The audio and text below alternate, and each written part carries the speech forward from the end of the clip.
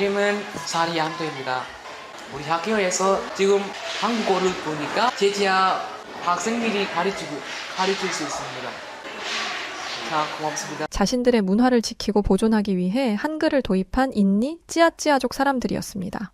한글을 부족에 도입한 지 벌써 15년째라는 이 부족민들 중에 한국에 유학까지 갈 수 있게 되었던 한 여성이 한글이 도입되면서 생겼던 에피소드를 담은 사연을 보내주셨습니다. 과연 어떤 일들이 있었을까요? 안녕하세요. 저는 현재 인도네시아 마카사르 대학교 한국어학과에서 학생들을 가르치고 있는 와란다라고 합니다. 저는 인도네시아 시골 총우석에 있는 찌아찌아 부족에서 살고 있던 가난한 소녀였어요. 하지만 그랬던 제가 한국이라는 부자 나라에 유학까지 다녀오고 지금은 떵떵거리며 부족함 없이 살고 있는데요. 제 인생은 한국을 만나면서부터 변했지만 본격적인 변화는 유학을 가게 되면서부터였습니다. 제가 유학을 가게 된 계기는 인도네시아 찌아찌아 부족 대표로 참석한 세계문자 포럼에서 있었던 일 때문인데요. 18살에 있었던 일이 이런 나비 효과를 불러왔다는 것이 아직도 신기합니다. 저는 찌아찌아족 출신이에요. 한국분이라면 찌아찌아족이 한글을 도입해서 사용하고 있다는 걸 다들 알고 계시겠죠. 저는 찌아찌아족 학생 중에서도 한글의 수혜를 가장 많이 본 사람으로서 한글의 우수성을 대변하기 위해 세계 문자 포럼에 참석했습니다. 저는 제가 한글을 가지고 어떤 활동들을 하고 있었는지, 한글이 찌아찌아족에 어떤 영향을 끼쳤는지 알리고 싶었거든요. 저는 제 나이 또래들과 함께 모여 토론하는 시간을 가졌는데 다양한 나라에서 온 학생들과 함께 자리하게 되었습니다. 각각의 나라의 문자를 가지고 있는 학생들이었기 때문에 다양한 이야기를 나눌 수 있을 거란 기대감에 차 있었어요. 저는 제 소개를 하면서 한글을 가지고 무엇을 하고 있는지 보여주었습니다. 저는 문자가 없어서 구전으로만 이어져 오던 찌아찌아족의 이야기를 글로 옮겨 적는 일을 하고 있었거든요. 그런데 영 반응이 시원치 않더라고요. 대단하다는 반응을 바란 것도 아니라 서로 자유롭게 의견을 나눌 걸 기대했는데 정말 아무 반응 없었습니다. 그 와중에 중국 참가자는 삐딱하게 앉아서는 제가 준비한 자료를 손가락으로 대충 넘겨보더니 책상 위에 툭 하고 던지듯 올려두는 무례한 행동을 했습니다. 순간 이마에 혈관이 튀어나오는 줄 알았지만 꾹 참고 발표를 이어갔어요. 똑같은 사람이 되고 싶지 않았거든요.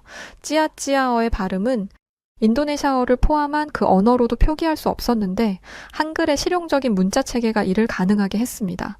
그런데 여러분들이 사용하는 언어도 한글로 표기할 수 있어요. 한글은 발음기관의 모양을 본떠서 만들었기 때문에 세계 모든 언어를 그대로 적을 수 있거든요. 그런데 반응이 가관이더라고요. 특히 거만하기 짝이 없는 중국 참가자는 이렇게 말했습니다. 와란다 씨는 한글을 아주 대단하다고 생각하나 봅니다.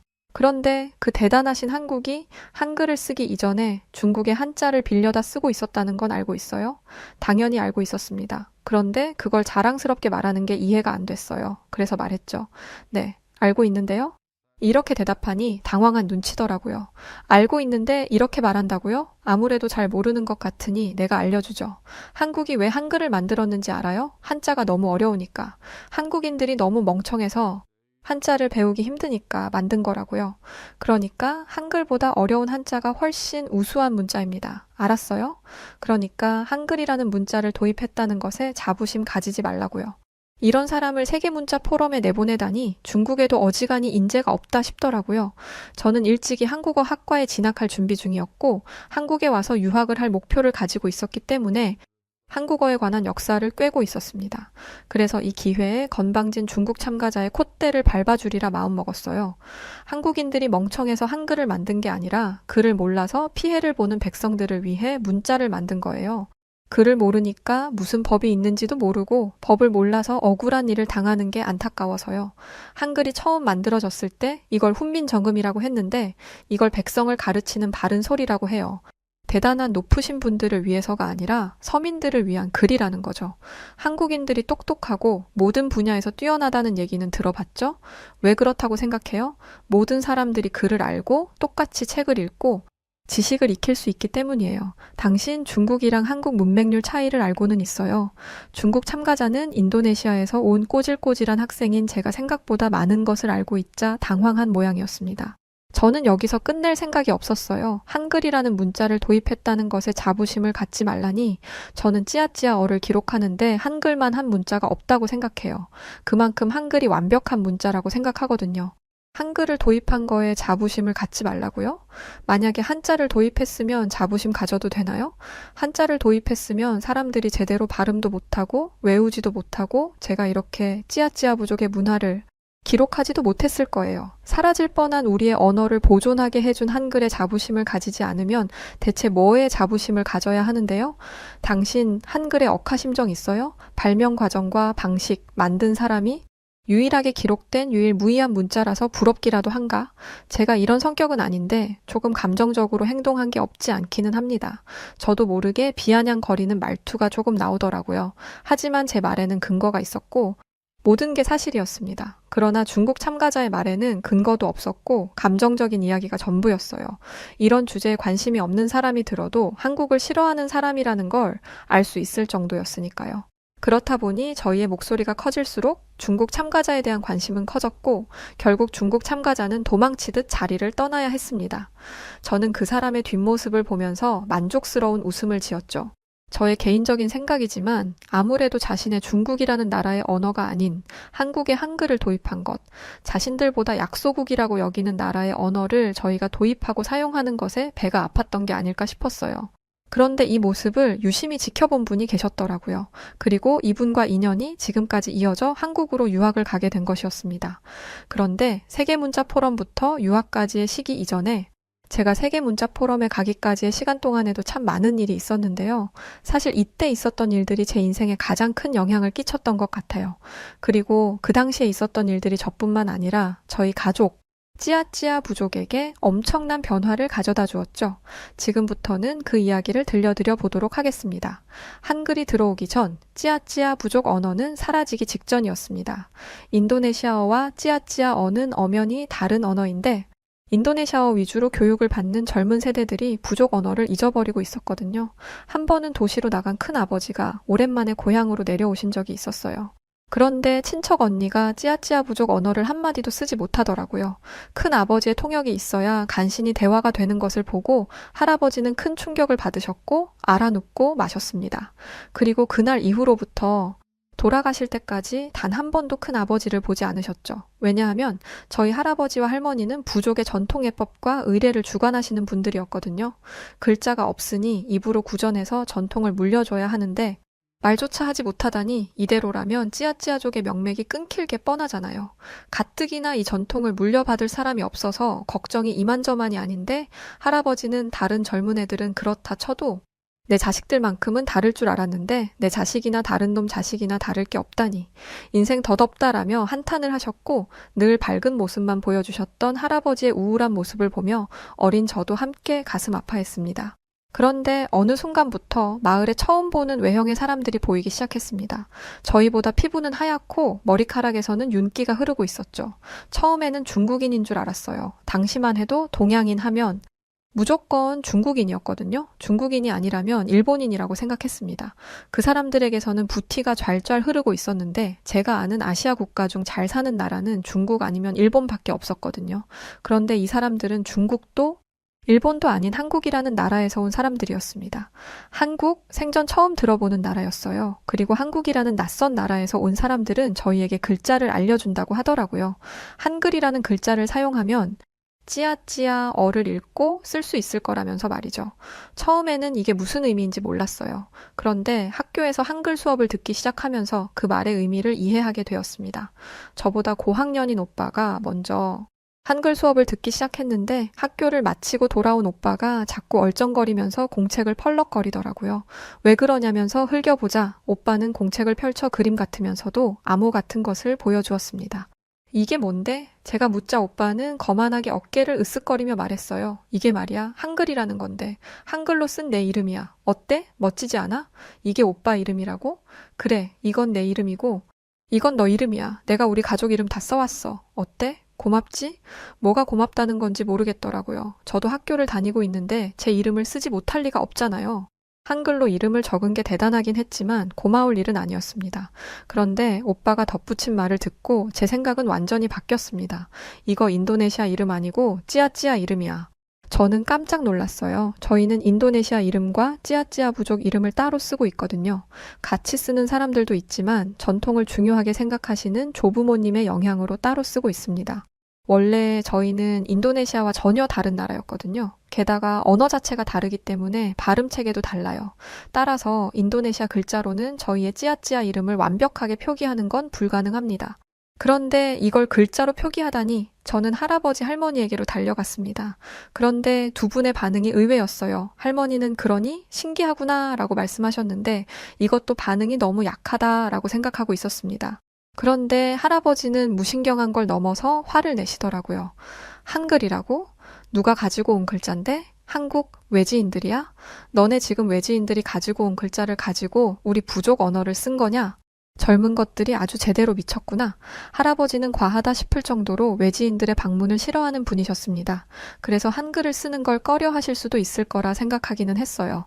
그런데 이건 저희한테 좋은 일이잖아요. 물론 한글이 어떤 건지 아직까지는 잘 모르겠지만 찌아찌아어의 발음을 표기할 수 있다는 것만으로도 대단한 거라고 생각했어요. 그런데 앞뒤 얘기 들어보지도 않고 이렇게 반대하시다니 할아버지 성함을 어떻게 쓰는지 봐주기라도 하면 좋을 텐데 어린 마음에 할아버지한테 서운한 감정이 들었습니다. 그런데 할아버지는 여기서 그치지 않고 한글을 배우는 것 자체를 반대하기 시작하셨습니다. 처음에는 주변 어른들에게 못마땅함을 표현하시는 정도였는데 저마저 학교에서 한글을 배우기 시작하니까 이젠 학교까지 와서 한글을 가르치지 말라고 뒤집어 엎으셨죠. 그럴 때마다 곤욕을 치르는 건 한국 선생님들이었어요. 한 성격하는 할아버지는 아무리 항의를 해도 한글 열풍이 사그라들 기미가 안 보이자 외지인들이 부족을 망친다며 한국 선생님들에게 욕을 하며 썩 꺼지라고까지 하셨거든요. 그 괴롭힘이 얼마나 심했는지 선생님들 중에서는 몰래 눈물을 훔치는 분도 계셨습니다. 저는 그 모습을 볼 때마다 죄책감에 시달렸어요. 저희 할아버지 때문에 상처받으시는 거니까요. 무엇보다 저는 한글을 배우는 게 좋았고 선생님들을 너무 좋아했기 때문에 할아버지 때문에 선생님들이 이 마을을 떠날까봐 두려웠습니다. 한국 선생님들은 문제를 잘 마치거나 수업에 적극적으로 참여하면 간식을 주기도 하셨고 서툰 부분이 있어도 절대 혼을 내지 않고 친절하게 알려주셨거든요. 그런데 할아버지는 이렇게 좋은 분들을 자꾸만 괴롭히셨습니다. 야, 한국에서 왔다는 놈들 당장 이 마을에서 나가. 여기서 무슨 수상한 짓을 꾸미고 있는 거야? 니들이 무슨 수작을 부리는지 내가 모를 줄 알아? 할아버지가 학교 앞에서 난동을 부리면 저는 고개를 푹 숙이고만 있었어요. 워낙에 저희 부족이 고지식한 면이 있기 때문에 할아버지의 외지인에 대한 반응을 이해는 했지만 그럴수록 저는 부끄럽기만 했었습니다. 저 사람 와란다 할아버지지? 매일같이 저러면 지치지도 않나? 한글을 배우기 시작한 후로 나도 찌아찌아어를 배울 수 있게 됐어. 한글이 우리한테 뭐가 나쁘다고 저러는 거야? 와린다가 한글을 배우는 게 싫은 거면 제가 학교에 안 다니게 하면 되는 거잖아. 이런 말을 듣고 있다 보니 학교에서 쫓겨나 더 이상 한글을 배우지 못하게 될까봐 두려움이 몰려왔습니다. 저는 한글을 배운 이후로 꿈이 생겼기 때문에 한글을 너무너무 배우고 싶었거든요. 바로 돌아가신 엄마가 어렸을 적 들려주셨던 찌아찌아오로 된 자장가를 글로 옮기는 것이었죠. 사실 제가 3살이 되던 해에 아버지와 어머니가 함께 배를 타고 나가셨다가 불의의 사고를 당해 모두 돌아가셨습니다. 그래서 두 분에 관한 기억이 대부분 나지 않아요. 하지만 딱 한 가지, 어머니가 매일 밤 불러주셨던 자장가만큼은 기억이 납니다. 그런데 시간이 지날수록 가사가 조금씩 헷갈리기 시작하더라고요. 그럴 때면 할머니에게 여쭤보았지만 할머니도 연세가 있으시다 보니 알려주시는 가사가 조금씩 달라졌어요. 더 이상 사람의 기억에 의존할 수 없겠다 싶었지만 글자가 없어서 포기하고 있던 중 찌아찌아어를 기록할 수 있는 한글을 알게 된 것이었습니다. 이런 꿈을 가지고 있었는데 할아버지 때문에 모두의 원망을 들으며 학교를 그만두라는 이야기까지 듣게 되니 어린 나이에 엄청난 좌절감을 겪게 되더군요. 할아버지가 학교를 휩쓸고 간 후 쟤네 할아버지 때문에 한글 못 배우면 어떡해? 라는 말이 듣기 싫어. 운동장 구석으로 나와 있는데 제가 가장 좋아하는 박 선생님이 조심스럽게 저에게 다가오셨어요. 선생님은 아무 말 없이 제 어깨를 토닥이시면서 이렇게 말씀하셨습니다. 와란다. 다른 사람들이 말하는 건 중요하지 않아. 중요한 건 내 마음이야. 한글을 배우고 싶다는 게 내 마음이라면 내 마음에 응답하면 되는 거야. 선생님이 도와줄게. 할아버지 때문에 저를 미워하실 줄 알았는데 오히려 저를 위로해 주시는 모습에 감동을 받은 저는 한글을 배우면서 가진 꿈을 처음으로 이야기했어요. 저는 선생님이 제 꿈을 비웃으실 수도 있을 거라고 생각했습니다. 한글을 배우기 시작한 지 얼마 되지도 않았고 저는 인도네시아의 가난한 작은 마을에 사는 어린아이일 뿐이잖아요. 그런데 한국 선생님은 제가 지금까지 봐왔던 어른들과는 전혀 다른 분이셨어요. 선생님은 제가 가지고 있는 꿈이 찌아찌아족의 미래에 아주 중요한 역할을 할 거라고 용기를 불어넣어 주시면서 기록의 중요성에 대해 알려주셨습니다. 사실 저는 기록의 중요성에 대해 전혀 모르고 살았었어요. 만약 그걸 알았더라면 찌아찌아 부족의 글자가 없다는 걸 매우 심각한 문제로 생각했겠죠. 그런데 박 선생님은 저희 할머니, 할아버지가 이어오고 있는 부족의 전통 예법과 의례를 예로 들면서 이런 문화를 기록으로 남기면 문화가 소실되거나 다른 문화와 섞일 걱정을 할 필요가 없다고 말씀하셨습니다. 그러면서 선생님의 나라, 한국 이야기를 들려주셨어요. 먼저 선생님은 찌아찌아족의 역사에 대해 물어보셨어요. 저는 할아버지, 할머니에게 들은 대로 말씀드렸죠. 그런데 제 말을 들은 선생님은 제 말과 다른 아이들의 말이 다 다르다고 하셨습니다. 그러니까 모두가 기억하고 있는 찌아찌아족의 역사가 다른 거죠. 제대로 기록된 역사가 없으니 이런 일이 벌어진 것이었습니다. 반면에 한국은 1145년에 기록된 역사서가 아직까지도 보관되어 있다고 하더라고요. 그 이후로부터 지금까지 꾸준히 역사가 기록되어 왔고 한국의 역사학자들은 곳곳에서 발견된 역사서와 이야기들을 비교하면서 지금의 한국의 역사를 완성시킨 것이고 말이죠. 심지어 과거 한국 땅에 살던 사람들은 돌에다가도 기록을 남겼다고 합니다. 그런데 이것들은 찌아찌아족에 비하면 엄청난 성과이기는 하지만 다른 문화권에서도 볼 수 있는 기록들이잖아요. 저는 역시 한국은 대단하구나 라기보다는 기록은 중요하구나 라고 생각하며 선생님의 가르침에 감사할 뿐이었습니다. 그런데 선생님의 가르침은 여기서 끝이 아니었어요. 선생님은 기록의 중요성에 이어 무엇을 기록해야 하느냐에 대해 알려주기 시작하셨습니다. 그러면서 들려주신 게 조선시대의 기록 이야기였어요. 와란다. 네가 만약 할머니, 할아버지의 전통 예법과 의례를 기록할 거라면 주의해야 할 게 있단다. 바로 있는 사실 그대로를 남겨야 한다는 거야. 소설이나 일기가 아닌 역사를 기록한다는 건 객관적인 사실만을 써야 하는 거거든. 그 예로 든 게 조선 왕조 실록이라는 책이었습니다. 조선시대 왕실에서 있었던 일들을 모두 기록한 일이었는데 이것 외에도 승정원일기라고 해서 왕의 일상을 기록한다던가 일성록이라고 해서 왕의 일상과 국정 운영을 기록한 책들도 있다더라고요. 게다가 승정원일기는 무려 2만 7천여 건에 달한다고 했죠. 선생님은 이 책들이 가지고 있는 진짜 가치는 객관적인 사실이라고 말씀하셨습니다. 이 책들을 쓴 사관들은 왕들이 어디를 가든 졸졸 따라다니며 왕들의 일거수일투족을 전부 적었다고 합니다. 무슨 말을 했는지 행동을 했는지 하나하나 전부 말이죠. 솔직히 왕도 사람인데 가끔 말실수를 하기도 하고 잘못된 선택을 하기도 하잖아요. 그런데 그것마저도 전부 적고 왕이 지워달라고 해도 지우지 않았다고 해요. 그러면서 한 가지 재미있는 일화를 알려주셨는데 태종이라는 왕의 일화였습니다. 태종이라는 왕이 사냥에 나갔다가 말에서 떨어졌는데 사관이 이걸 기록하면 창피하니까 비밀로 하라고 했었나 봐요. 그래서 비밀로 하라고 신신당부를 했는데 이걸 들은 사관이 이거다 하고 실록에다가 기록을 해버린 거죠. 그런데 낙마를 했다는 것만 기록한 게 아니라 낙마했다는 것을 숨기라고 한 사실까지 기록을 해버렸다고 합니다. 그런데 이렇게 가벼운 해프닝만 있었던 게 아니었어요. 연산군이라는 폭군이 왕으로 있었던 당시 그 사람의 행동을 있는 그대로 기록한 것을 고치라고 했는데 명령대로 행하지 않자 죽임당한 사관도 있었죠. 그러니까 선생님이 말씀하신 객관적인 사실을 기록하기 위해 목숨까지 건 사람들이 있었던 거예요. 그들이 있었던 덕분에 한국인들은 역사를 있는 그대로 배울 수 있는 것이고 말이죠.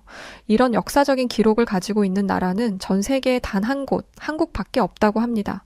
그래서 조선왕조실록은 그 가치를 인정받아 세계 기록 유산으로 등재되어 있다고 하죠. 아무튼 다시 이야기로 돌아와서 저는 선생님의 가르침을 듣고 무엇을 어떻게 기록해야 하는지에 대한 방향을 확실히 잡았습니다.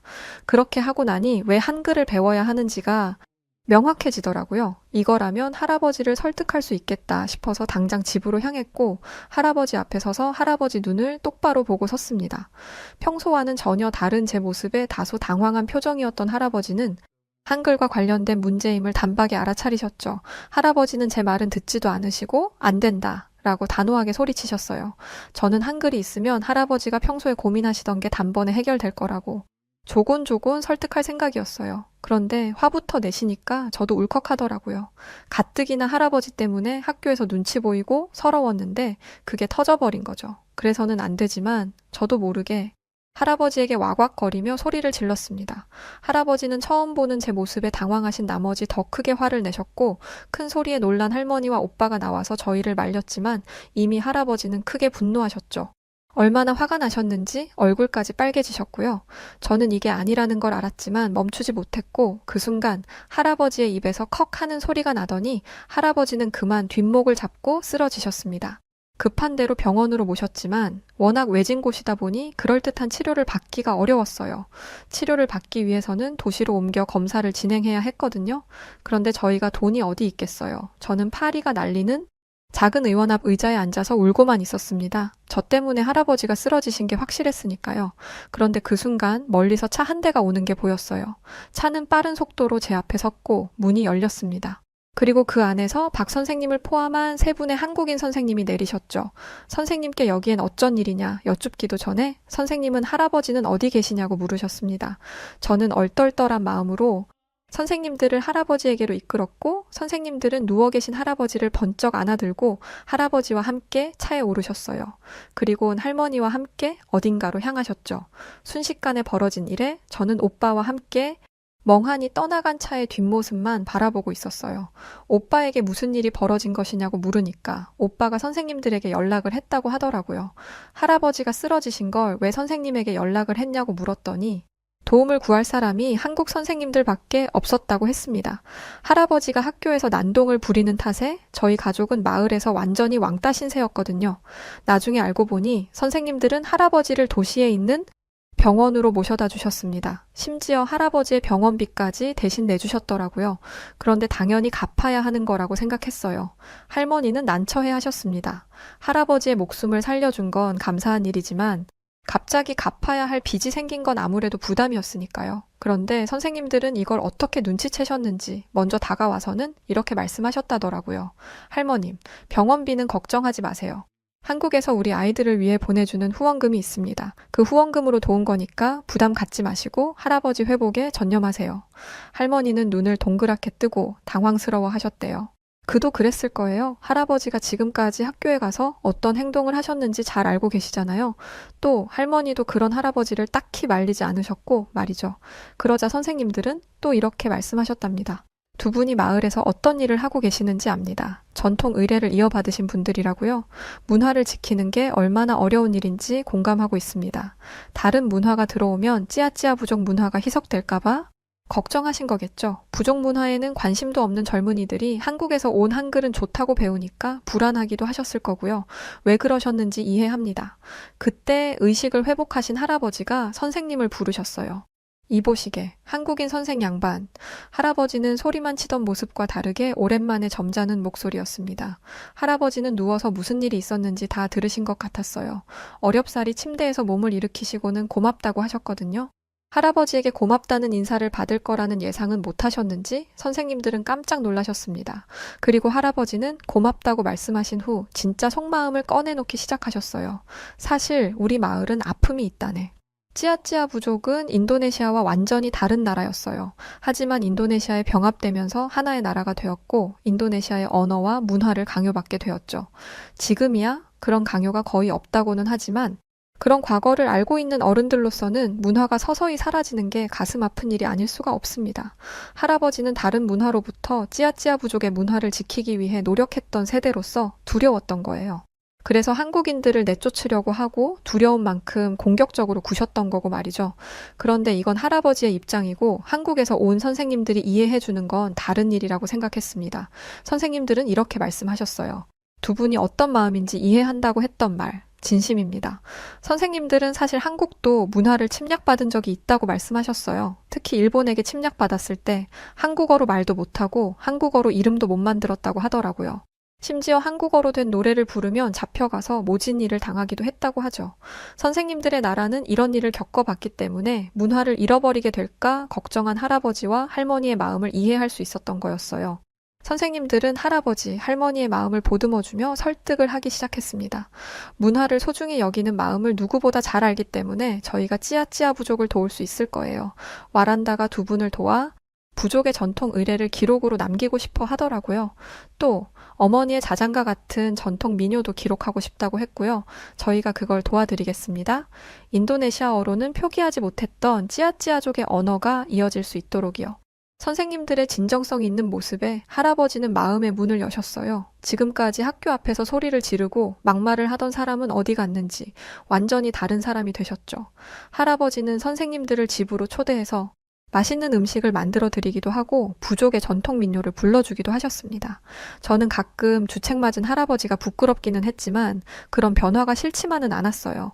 그리고 한글로 옮겨 적힌 어머니의 자장가가 늘어날수록 뿌듯함도 커져갔죠. 또한 한글을 알려주는 것뿐만 아니라 우리의 역사적 아픔에 공감해주며 문화를 이어가는데 도움을 주는 선생님들에게 감사하는 마음이 커져갔습니다.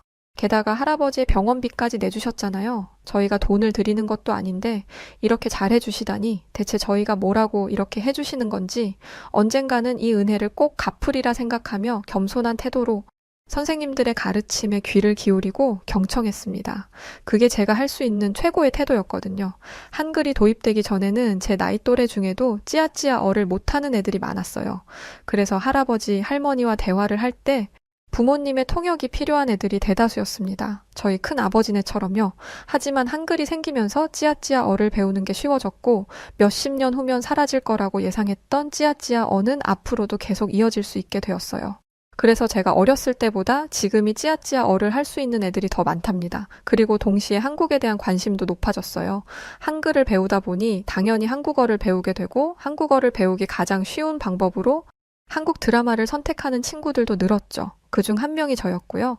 한국 드라마를 좋아하게 되면 한국이라는 나라에 대한 호기심을 가지게 되는데요.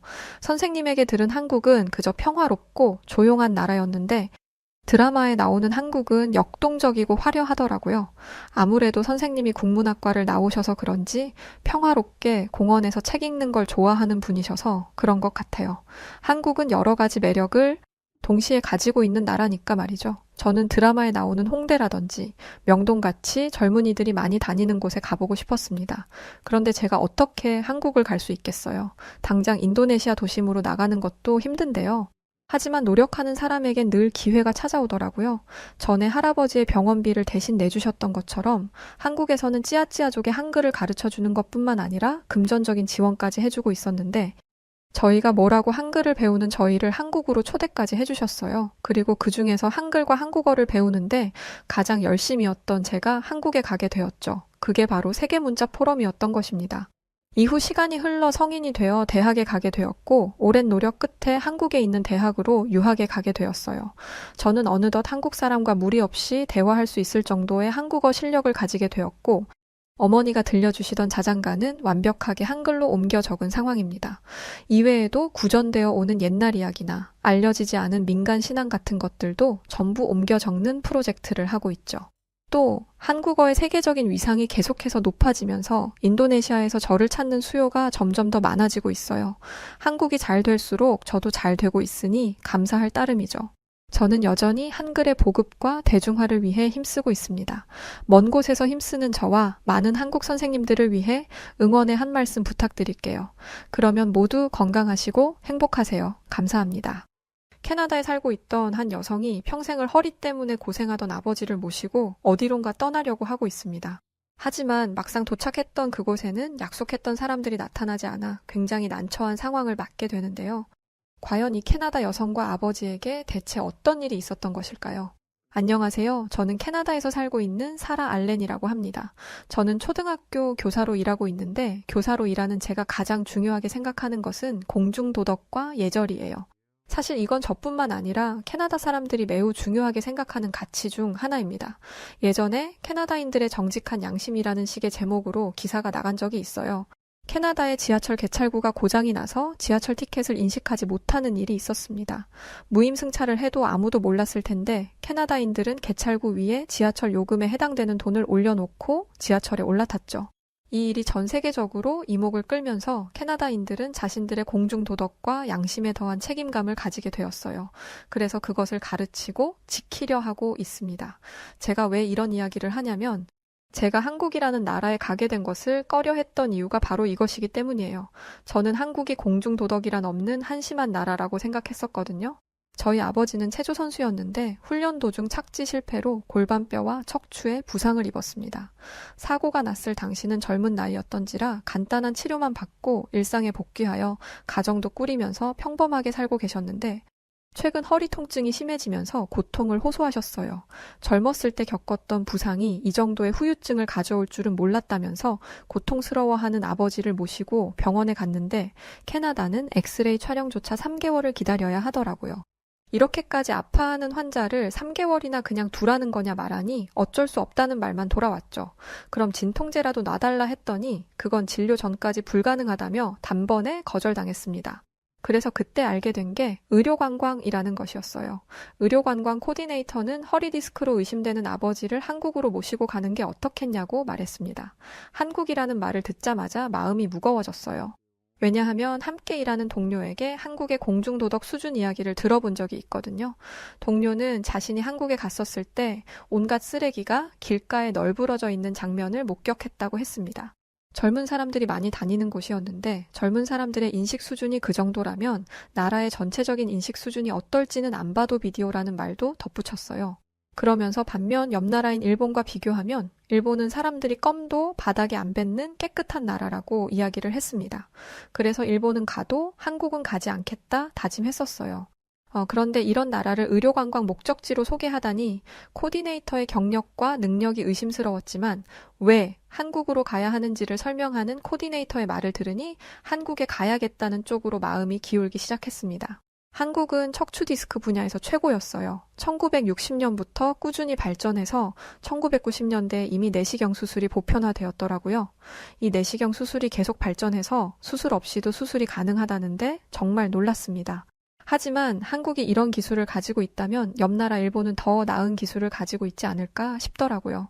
그런데 그런 저의 의견에 코디네이터는 정말 단호하게 전 세계에 이 기술을 가지고 있는 나라는 한국뿐입니다. 라고 대답했습니다. 한국은 환자가 검사를 받으면 모든 과정이 원스톱으로 진행되는데 일본은 간단한 서류 전달도 팩스나 대면 전달을 원칙으로 하기 때문에 치료를 받는 과정이 굉장히 복잡하다고 했어요. 지금 제 옆에 계신 아버지를 보면 한시라도 빨리 치료를 받아야 했기에 저는 아버지를 모시고 한국으로 가는 방법을 선택했습니다. 그런데 한 가지 걱정이 생겼어요. 마침 방학이었던지라 제가 아버지를 모시고 한국에 가게 되었는데 저희가 가는 계절이 여름이었습니다. 캐나다는 추운 나라라 여름의 기온이 그리 높지 않습니다. 그런데 한국에 대해 알아보니 한국의 여름은 정말 살벌하더라고요. 온도가 30도 이상으로 높아진다고 하는데 저는 그런 온도를 경험해 본 적이 없습니다. 하지만 여기서 더 지체하다간 아버지도 힘들고 방학도 끝나기 때문에 한국에 있는 병원에 예약이 되자마자 한국으로 떠났습니다. 저희는 한국의 국적기를 이용했는데 깔끔한 비행기 외관부터 마음에 들었습니다. 동남아시아로 여행을 간 적이 있는데 그 나라들의 국적기는 어딘가 모르게 촌스럽고 꼬질꼬질해 보였거든요. 저희가 탄 한국 국적기는 한국의 1등 항공사였는데 그래서 그런지 직원들의 서비스나 응대 태도도 최고였습니다. 모두 준수한 외모를 가진 사람들이었는데 저는 여기가 패션 쇼장인 줄 알았어요. 솔직히 사람의 외모를 가지고 이렇게 말하면 안 되지만 외모가 너무 수려하다 보니 괜히 더 호감이 가고 그들의 서비스가 더 좋게 느껴졌습니다. 또한 그들은 유창한 영어 실력을 가지고 있었어요.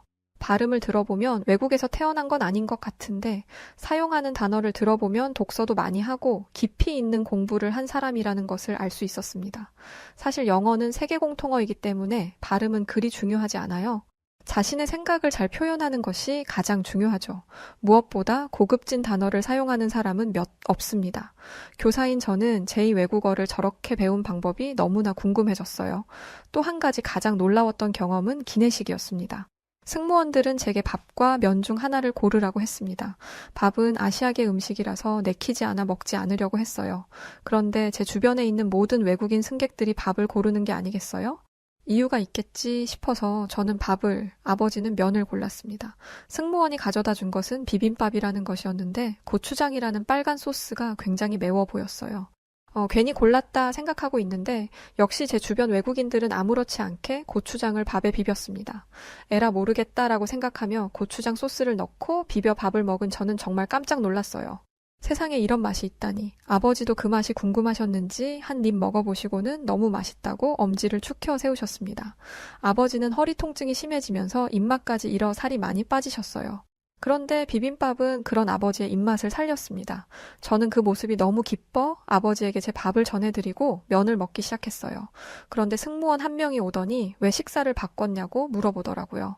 혹시 입에 맞지 않아서 그러는 거냐며 굉장히 걱정스러운 목소리로 물었죠. 저는 깜짝 놀라 그런 게 아니라고 해명했습니다. 아버지와 저의 사정을 이야기하자 승무원은 갑자기 어두운 표정을 하고는 자리를 떠났어요. 저는 제가 굉장한 무례를 저질렀다고 생각했습니다.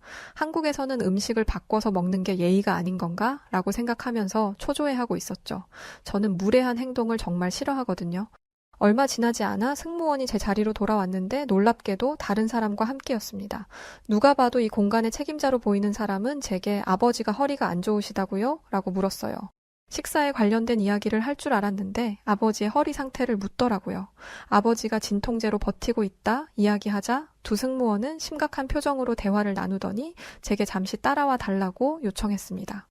비행기에서는 승무원의 지시를 잘 따라야 합니다. 그러지 않으면 비행기에서 난동을 부린 혐의로 공항에 내리자마자 잡혀갈 수 있으니까요. 저는 제가 지적을 당할 만한 일이 있었는지 걱정스러워하며 승무원을 따라갔습니다. 비행기 뒤편으로 따라 들어가자 승무원은 제게 놀라운 제안을 했어요. 연로하신 분이 허리도 아픈 상태에서 10시간이나 비행을 하셔야 한다는 것에 마음이 쓰인다면서 아무래도 좌석도 좁고 의자를 눕히는 것도 불가능해서 많이 힘드실 거라며 저희 자리를 업그레이드 해드리겠다고 했기 때문이었습니다.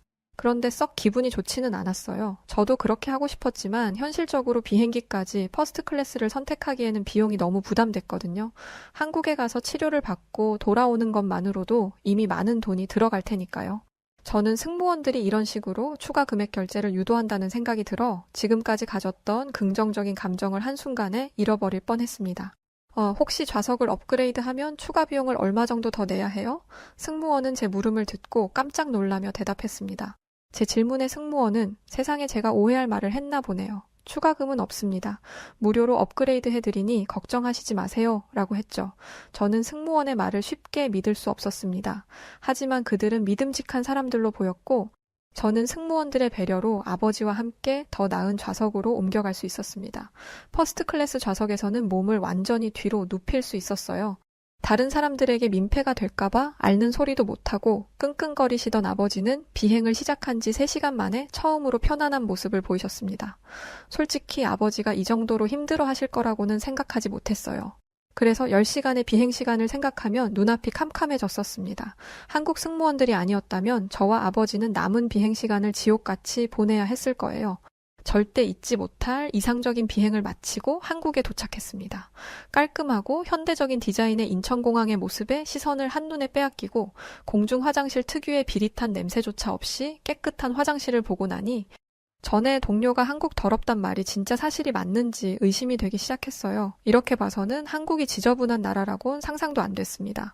오히려 저희 캐나다보다 훨씬 더 청결했고 선진국 같은 모습이었죠.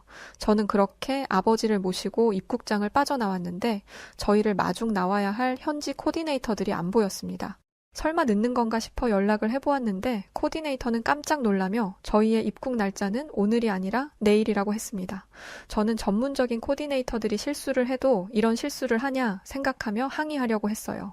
건강한 저만 있었다면 괜찮지만 편찮으신 아버지를 또 기다리게 할 수는 없었습니다.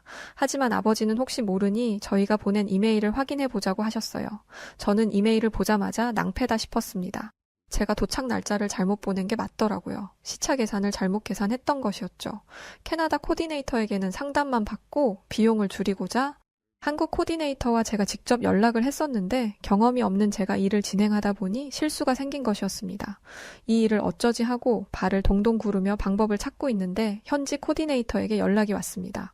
자신이 현재 다른 지역에 있어서 지금 바로 인천공항으로 출발해도 최소 4시간이 걸리고 다른 코디네이터들은 다른 환자들과 함께 있어서 대체할 인력을 보내주기도 어렵다는 것이었죠. 사실 여기다 대고서 제가 무슨 말을 할 수가 있겠습니까? 결국 제가 잘못한 건데요, 그런데 한국 코디네이터는 오히려 자신들이 더 미안해하면서 제게 양해를 구했습니다. 그러면서 자신이 잘 아는 공항 직원에게 부탁을 해둘 테니 서울까지만 대중교통을 이용해 줄 수 있겠냐고 말하더라고요. 버스를 타면 한 번에 올 거라면서 말이죠. 저는 호의에 진심으로 감사하며 코디네이터가 소개해준 공항 직원의 안내에 따랐습니다. 공항 직원은 저희를 버스 타는 곳까지 안내해 주었는데 저는 버스에 올라타자마자 또 한 번 감탄했습니다. 단순히 버스일 뿐인데 버스 좌석이 비행기 퍼스트 클래스급이었어요. 자리에 앉으면 앞에 스크린이 있어서 영화 같은 것들을 선택해서 볼 수 있었고 기사를 호출하는 버튼도 있더라고요. 또 몸을 완전히 눕힐 수 있어서 아버지도 만족해 하셨습니다. 저희는 버스에서 잠에 들었고 정신을 차려보니 서울이었어요. 저희는 정류장에서 내려 한국 코디네이터에게 연락을 했습니다. 그리곤 그들을 기다리는데 화장실 신호가 오더라고요. 저는 아버지에게 잠시만 기다리시라고 말씀드리곤 화장실로 뛰어들어가 볼일을 마치고 나왔습니다. 그런데 문제가 생겼어요. 아버지가 자리에 안 계셨습니다. 순간적으로 불안감이 스쳐 지나갔어요. 저희 아버지는 몸이 안 좋으신 건 물론 길치입니다. 제가 없는 사이에 어디를 가셨다면 타지에서 정말 큰일이 생기는 일이었어요. 저는 아버지를 찾아다녔지만 아버지를 찾을 수가 없었어요. 한국의 버스 터미널은 너무나 크고 넓더라고요. 캐나다와는 완전 딴판이었죠. 그런데 또 다른 문제가 생겼습니다. 한국을 저도 처음 와본 터라 길을 헤맨 것이죠. 아버지를 어떻게든 찾아야 했기에 무작정 주변을 아버지를 찾아 돌아다니다 길을 잃어버리고 만 것이었습니다. 정말 눈앞이 캄캄해지더라고요. 다시 정신을 가다듬고 휴대폰 지도 앱을 켜고 아버지를 찾았습니다. 얼마나 헤맸는지 몰라요. 그런데 정말 행운처럼 아버지를 만날 수 있었습니다. 아버지를 발견한 곳은 어이없게도 횡단보도 앞이었습니다. 그런데 그런 아버지는 횡단보도 앞에서 낯선 의자에 앉으신 채 계셨어요. 저는 저게 뭔가 싶었습니다. 가까이 가니 횡단보도에 의자가 있더라고요. 아버지는 그 의자에 앉아 허리를 부여잡고 계셨습니다. 아버지는 제가 갔던 화장실의 반대편에 있는 화장실을 찾아가셨는데 길을 찾다 보니 지하로 내려가게 되었고 지하에서 계단을 타고 길을 올라와 보니 저희가 내렸던 곳 반대편에 있게 된 것이었죠. 허리가 너무 아파서 땅에라도 앉아 있을까 했는데 횡단보도에 의자가 설치되어 있었다고 해요. 사람 한 명이 딱 앉을 수 있는 간이 의자는 접이식이었는데 다른 노인분들도 그 자리에 앉아 있었습니다. 그건 노인분들을 위한 자리였어요. 횡단보도 앞에서 오래 서 있을 때 힘들지 말라고 설치해준 한국의 작은 배려였죠. 이후 저는 한국을 돌아다니면서 노인분들과 약자들을 위한 한국인들의 배려를 실감할 수 있었습니다. 한국에 도착한 당일은 터미널에서 한국 코디네이터와 움직였고 아버지가 검사를 위해 병원에 입원하신 후에는 저 혼자 돌아다녔는데요.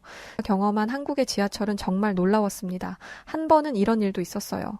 지하철을 타니 분홍색 좌석이 있더라고요. 눈에 띄는 분홍색이 마음에 들어 아무 생각 없이 그 자리에 앉았는데 주변 사람들이 저를 힐끔거리는 게 느껴졌습니다. 모든 사람이 그러자 눈치가 보이더라고요. 그런데 그때 한 한국인 여학생이 조심스럽게 말을 걸어왔습니다. 아주 능숙한 영어로 저에게 혹시 한국에 처음 오셨어요? 라고 물었고 저는 고개를 끄덕였죠. 그러자 한국인 여학생은 더 작은 목소리로 여기는 임산부를 위한 자리예요. 저는 그 말에 깜짝 놀라 제 의자 뒤편을 보았습니다. 정말 임신한 여성을 표현한 스티커가 붙어 있더라고요. 저는 죄송합니다를 외치며 자리에서 일어났습니다. 그러자 그 한국인 여학생은 괜찮다면서 몰랐으니 그럴 수 있다며 되려 저를 안심시켜 주었어요. 임산부를 위한 자리라고 조용히 말했던 것도 제가 창피를 당하지 않았으면 하는 배려였겠죠. 한국 사람들은 자리가 없어서 서로의 몸이 밀리는 상황에서도 그 자리를 비워두었습니다. 배가 아직 부르지 않은 임산부들도 편하게 앉게 할 수 있기 위함이었어요. 그런데 또 다른 신기한 자리가 눈에 띄었습니다. 사람들이 잘 앉지 않는 곳이었는데 그곳에서는 지팡이를 짚는 노인과 아이를 안고 있는 여자 등등 우리 사회에서 약자로 불리는 사람들을 표현한 그림이 그려져 있었어요. 한국에는 노약자석이라는 게 있더라고요. 배려를 받아야 하는 사람들이 대놓고 배려를 요구할 수는 없으니 처음부터 자리를 비워두어서 그런 사람들이 불편함 없이 대중교통을 이용할 수 있도록 하는 것이었죠. 어떻게 한국은 이런 생각을 할 수 있는 건가요? 캐나다에서는 이런 것을 상상도 할 수 없습니다. 우선 노약자라는 개념도 없어요. 누가 봐도 다친 사람이거나 장애를 가진 사람이라면 양보를 해줄 수도 있겠지만 노인에게 자리를 양보하는 사람은 본 적도 없습니다. 젊은 사람들은 나이든 노인의 몸이 어떤지 모르다 보니 양보의 필요성을 모르는 것이겠죠. 사실 저도 그랬습니다. 나이가 들면 서 있는 게 얼마나 힘든지, 움직이는 전철 안에서 몸에 힘을 주고 서 있는 게 얼마나 어려운지를요. 저도 아버지를 모시면서 이제야 알게 된 사실이었으니 다른 젊은이들은 노인을 배려해야 한다는 사실을 알지 못하고 있을 것입니다. 하지만 한국은 노약자석이라는 것을 만들어 사회적으로 그들을 배려하는 문화를 장려하고 있었어요. 아버지에게 이 사실을 알려드렸더니 아버지도 정말 많이 놀라셨습니다. 아버지는 허리가 안 좋아지시면서 지하철을 이용해 보신 적이 없어요. 이런 배려는 꿈도 못 꿨고 아프면 차를 타고 다니지 왜 굳이 지하철을 타서 민폐를 끼치냐라는 생각을 하는 사람도 많거든요. 그런데 허리를 다쳐본 분들이라면 아시겠지만 허리가 아프면 잠깐 앉아있는 것마저도 힘듭니다. 운전은 꿈도 못 꿔요. 그래서 아버지는 어딘가로 가실 때마다 제게 도움을 청하셔야 했습니다. 이게 얼마나 불편한 일인지 가늠이 가시나요? 캐나다는 땅이 넓어서 어딘가로 가려면 꼭 대중교통이나 차를 이용해야 합니다. 즉 이동수단이 없다면 사람이 순식간에 고립돼요. 그렇다고 일을 하는 제게 매번 부탁을 하는 것도 마음에 큰 부담이었겠죠. 아버지는 이 이야기를 들으시고는 캐나다가 한국처럼 했더라면 3개월이 걸린다던 우리 캐나다에서 수술을 받았을 수도 있겠다라고 하셨습니다. 그럴 수밖에요. 한국은 거리, 교통, 시설 모든 곳에 약자를 위한 배려가 되어 있었습니다. 한국이라는 나라가 정말 부럽다는 생각을 그때 많이 했었던 것 같아요. 얼마 뒤 예정일에 맞춰 아버지는 한국에서 수술을 진행하셨습니다. 그리고 아버지의 수술은 성공적이었어요. 엑스레이를 찍는 데만 3개월이 걸린다던 저희 캐나다 의사들과 달리 한국의 의사들은 순식간에 검사와 수술을 마무리해버리더군요. 하루 만에 3가지의 정밀 검사를 마쳤는데 너무 대충 하는 게 아닌가 하는 걱정까지 들 정도였습니다. 그런데 아버지의 얘기를 들어보니 다들 너무 친절하게 꼼꼼히 검사를 해주셨대요. 아무래도 외국으로 오는 것이다 보니 수술과 검사에 대해 많이 알아보았는데 저희가 알아본 꼭 확인해야 하는 것들이나 놓쳐서는 안 되는 것들을 하나도 빠짐없이 완벽하게 검사해 주었습니다. 또 어찌나 친절한지 사람이 몸이 아프면 예민해지기 마련인데 병원 직원들과 의료진들의 밝은 미소를 보면 예민함도 사그라들고 그들에게 예의를 지켜야겠다는 마음가짐도 샘솟았습니다. 아버지의 수술 때문에 온 것이다 보니 마냥 무거운 마음만 들었는데 평화롭게 지내다 보니 수술의 긴장감도 사라졌죠. 그건 아버지도 마찬가지였습니다. 그래서 아버지는 정말 편안한 마음으로 수술장에 들어가셨어요. 지금까지 본 한국의 의료 시스템은 최고였으니 걱정할 게 없으시다는 말을 남기시고 말이죠. 캐나다에서는 아버지의 허리 수술을 굉장히 위험하고 복잡한 수술이라고 말했습니다. 그런데 한국 의사들은 복잡하게 돌아갈 것 없이 간단히 수술을 할 수 있다고 말했어요. 솔직히 이게 가능할까 생각했는데 가능하더라고요. 저희는 캐나다에서 워낙 겁을 먹어서 그런지 허리를 절개하고 몇십 판을 꿰맬 줄 알았습니다. 그런데 아버지는 흉터도 없이 수술을 하셨어요. 경과도 좋아서 저희는 얼마 지나지 않아 퇴원 준비를 했습니다. 아버지는 이렇게 말씀하셨어요. 내가 캐나다가 한국만큼만 약자를 위한 배려를 했다면 3개월이라도 기다려볼 수 있었겠다라고 했었지. 그런데 한국 의료기술을 만나보니 캐나다에서 수술을 받았으면 평생 후회했을 것 같구나 라고 말이죠. 저와 아버지는 그렇게 한국 의료 관광을 마치고 캐나다로 돌아왔고 아버지는 지금까지 수술한 부위가 재발하거나 같은 문제가 발생한 적이 없어요. 아버지는 왜 진작 치료를 할 생각을 하지 못했을까 아직도 후회하고 계십니다. 젊을 때 부상을 입고 약간의 불편함이 있어서 병원에 갔었는데 치료해봤자 달라질 건 없을 거라는 캐나다 의사의 말만 철석같이 믿고 지금까지 사셨던 거였거든요. 만약 캐나다 의사의 말을 조금이라도 의심해보고 다른 치료 방법을 찾았더라면 이 고생은 안 했을 거라면서 아버지는 지금도 아쉬워하고 계십니다. 그러면서도 부작용 없이 수술을 할 수 있던 게 얼마나 다행이냐며 자신과 비슷한 상황의 지인분들에게 수술은 꼭 한국에서 하라고 적극 권장하고 계십니다. 괜히 캐나다나 다른 나라에서 수술하고 후유증 생길 바에야 처음부터 한국에 가서 치료를 받는 게 1000배, 10,000배 낫다면서요. 누가 보면 아버지가 의료관광 코디네이터인 줄 알겠다니까요. 저는 저희 아버지를 깨끗하게 치료해준 한국 의료진들에게 정말 감사한 마음을 가지고 있습니다. 앞으로도 한국의 의료계가 발전해서 더 많은 사람들을 살리고 도울 수 있으면 좋겠습니다. 네, 오늘 사연은 여기까지입니다. 허리 때문에 평생을 고생해온 아버지를 모시고 한국에 왔다가 한국의 의료 시스템에 큰 감명을 받으신 사라 알렌 씨의 에피소드가 담긴 사연이었습니다. 실제로 해외 많은 사람들이 한국에 의료 관광을 온다고 합니다. 그만큼 세계적으로 한국의 의료 기술이 대단하다는 것을 의미하는 것이겠죠? 자, 그럼 오늘 사연 어떻게 들으셨나요? 오늘 사연이 재미있으셨다면 구독과 좋아요, 알림 설정 부탁드리고요. 그럼 지금까지 해외 다양한 사연들을 읽어드리는 여우튜브 송은지였습니다. 영상 끝까지 시청해주신 분들 모두 감사드리고요. 더 좋은 영상으로 찾아뵙겠습니다. 고맙습니다.